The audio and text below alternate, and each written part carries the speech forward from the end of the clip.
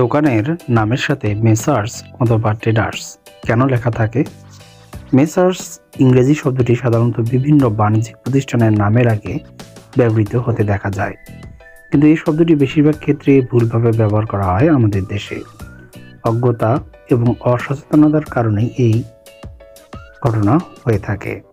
Messrs শব্দটি ইংরেজি mister শব্দের বহুবচন, সুতরাং যেসব বাণিজ্যিক প্রতিষ্ঠানের নাম কোনো মানুষের নামে এবং তার সঙ্গে অন্য আরও মানুষের সংশ্লিষ্টতা প্রকাশ করে, যেমন আলম্যান ব্রাদার্স বা গণেশ অ্যান্ড কোম্পানি, সেসব বাণিজ্যিক প্রতিষ্ঠানের নামের ক্ষেত্রে মেসার্স শব্দটি ব্যবহার করা যেতে পারে। যেসব বাণিজ্যিক প্রতিষ্ঠানের নামের কোনো মানুষের নামে নয়, যেমন Karnaphuli traders, Sundarban courier service, সেসব প্রতিষ্ঠানের নামের আগে মেসার্স শব্দটি ব্যবহার সঠিক নয়।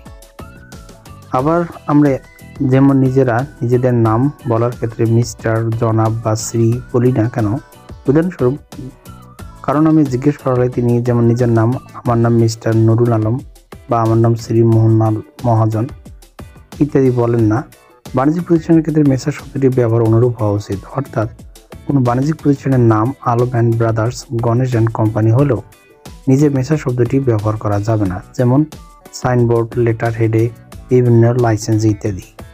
এই ক্ষেত্রে প্রতিষ্ঠানগুলোকে উদ্দেশ্য করে বাইরে থেকে কেউ যখন যোগাযোগ করবেন, যেমন চিঠি বা ইমেলের মাধ্যমে, তখন লিখবেন messrs Allman brothers, messrs Ganesh and company.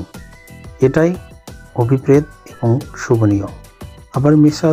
আবার মিস্টার শব্দটি পুল্লিঙ্গ এবং মেসার শব্দটি তার বহুবচন হলেও কোনো বাণিজ্যিক প্রতিষ্ঠানের নামে কোনো স্ত্রীলোকের নাম হলে তার সঙ্গে অন্য কেউ জড়িত থাকলে, যেমন নাসিমা অ্যান্ড ব্রাদার্স, প্রযুক্ত নিয়মে এই ক্ষেত্রে মেসার শব্দটি ব্যবহার করা যায়।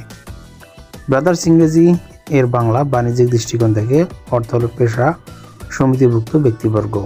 ট্রেডার্স ইংরেজি ট্রেডার শব্দের বাংলা অর্থ ব্যবসায় এবং ট্রেডার অর্থ ব্যবসায়ী হলো বহুবচন।